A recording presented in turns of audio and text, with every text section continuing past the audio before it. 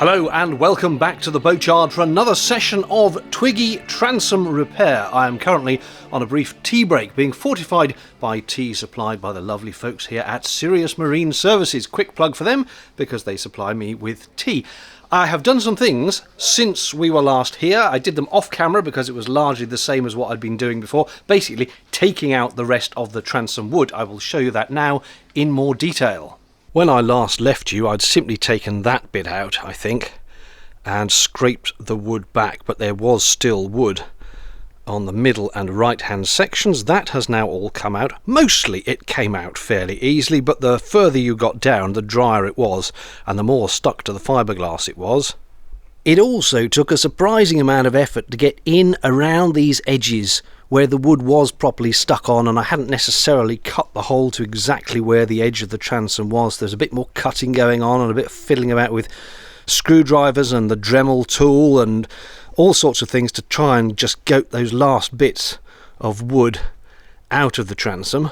And then in particular down here, because I've left this lip which I can use as a scarf for the new fiberglass, getting down into there right at the bottom proved to be a little bit troublesome. It was all very soggy. Got it out in the end, but there's been quite a lot of fiddling about which took an enormous amount of time for no seemingly visible difference, but it was all just getting all the little bits of wood out. This back sheet of fiberglass is most peculiar. It's quite solid up here. I'd say it's 3 or 4 millimeters thick, but then underneath that, which is the back of the flotation chamber, it's about 1 sheet of fiberglass thick. So solid, not solid. You can bounce your finger off that like a trampoline. And I'm pretty sure I recall saying that I thought I'd put this hole in when I was taking the wood out. I don't think I did, because there's an identical one on the other side, which I definitely didn't make. And I have a funny feeling someone's tried to patch up these holes before. Just by the look of the scruffy glass shards around it, it looks like someone else may have had a go at those at some point. I can't remember if I mentioned this hole before, which is a gap between this rear sheet of fiberglass and the struts. That needs a little bit of filler, and I've also made a new hole here. What happened here was I had a nasty moment when I looked at the fiberglass here. It seemed that between this sheet and this sheet, which is the back of the splash deck, it looked like there was another thin bit of plywood, and I was going to have to cut the whole thing out and take that rotten plywood out. So I made this test hole and discovered in fact it was just mud in the gap between the two sheets.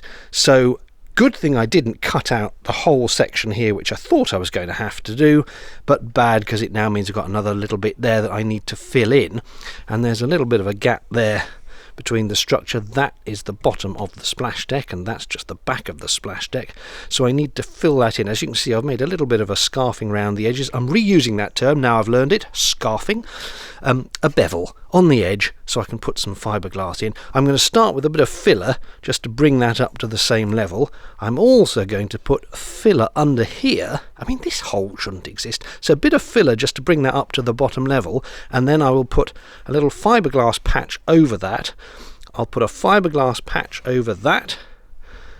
I'm going to fill the screw holes just with pre-mixed marine filler, and then I'll do a single sheet of chopped strand mat as a new backing plate, on top of which will then go the new transom wood, on top of which will then go an entirely new back.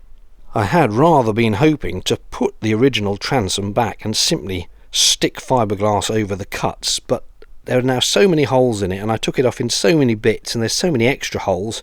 I think it's going to be better to do the whole thing as one big sheet or sheets of new fiberglass. My goal for the end of today then is to fill these holes just with this filler. You just mix some hardener and some gunge, mix it together and slap it in the hole, and also possibly do some little bits of fiberglass, just chop strand mat over these holes. My first ever go at resining them in. I will leave the cutting of the new thing to another day. Following the sage advice of Captain Joe at Fish Bump TV, my go-to reference for fiberglassing, I've put tape over the back of the holes to stop the filler gunge coming through. We're glossing over the daylight shining through the rest of it for the moment, That will be fixed in the fullness of time. First things first, I shall clean the holes with a little acetone, make sure there is no dust, oil or grease on them. So just give them a little wipe round. I'm not professing to know what to do, this is what I'm doing because I've seen it done in other videos, notably Fish Bump, who say clean everything, make sure it's all dust free. I have vacuumed so all the dust is gone, and now a little bit of wiping out to make sure the fine dust has gone and any fingerprints from me faffing about. That's that one needs a wipe. We're going to put something in there. Oh yeah, I can see dust coming off actually. That I was going to put some filler into. We'll give that one a wipe. Yep, there's dirt coming off, so it's obviously worth doing. And that one again, and those ones and those ones. And while I'm here, might as well clean around the edge of that one. Put a bit more on.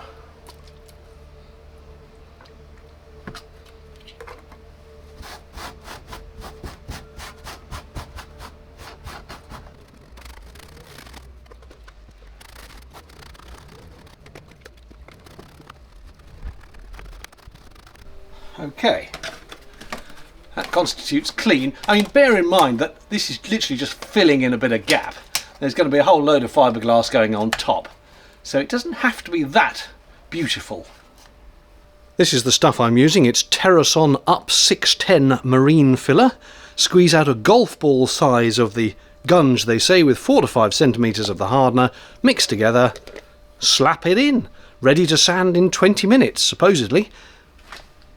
If it looks while I'm filming like there's a little bit of snow coming, someone, I think, is having a bonfire. There's tiny bits of ash floating through the sky. It's not snowing.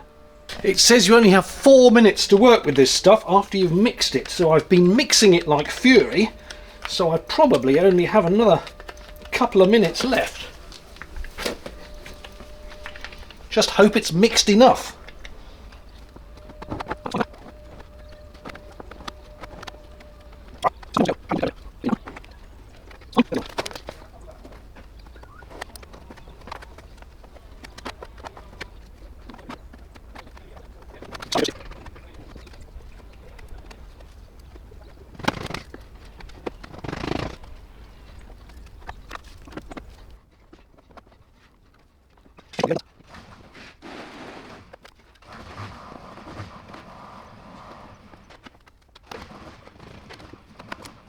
I have gone and bought everything anyone could ever need for fiberglassing. There's some chop strand mat there. I've got a big roll of biaxial with chop strand. It's called 1708 at home. I'm not using that today. I've got stirrer sticks. I've got silicone thing to make thickened resin. I've got lots of paint brushes. I've got loads of this catalyst stuff and a measuring thing to measure out the right amount of catalyst, more stirrer sticks, a bowl to just use for bowly things. I've got this roller thing to roll out the air bubbles. Anyway, I've just remembered that when I was going through the boat I did find a little fiberglass repair kit with its own thing of, admittedly, polyester resin rather than the vinyl ester, but I think for this internal repair I might as well use that since I've got it, and a nice small brush I can use for dabbing it on, and a nice small thing of glass mat, so I'll use this for this repair. I think that's rather handy. As I want this chopped strand mat stuff to cover up some holes and blend nicely into the existing fiberglass, I'm going to do as recommended and tear it by hand rather than cut. I mean, it's got a nice cut edge as it is, but I will tear it out, and then that gives it strands in all directions, which should feather it in nicely. And I'm still waiting to put some more filler on the big hole, so I think today I will just do the 2 gaping holes, one there and one there, and see how that goes. I'm clearly going to be mixing up a very, very tiny bit of resin that will barely come off the bottom of that pot, but that is the pot I have, so that's the pot I shall use.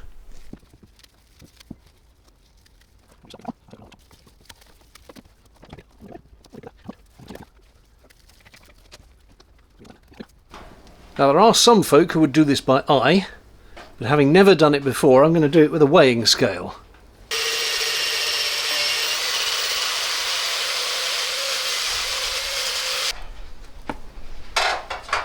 Oops, right. 1 mil catalyst. Now stir like mad and start applying.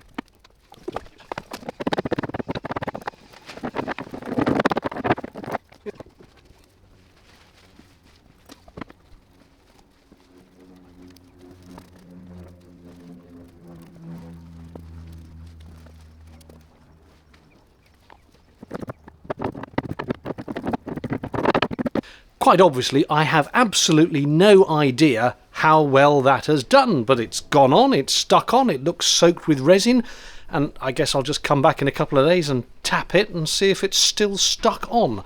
I'm just going to put a bit more of that pre-mixed putty filler stuff into one of the other holes, and then that will be it for the day.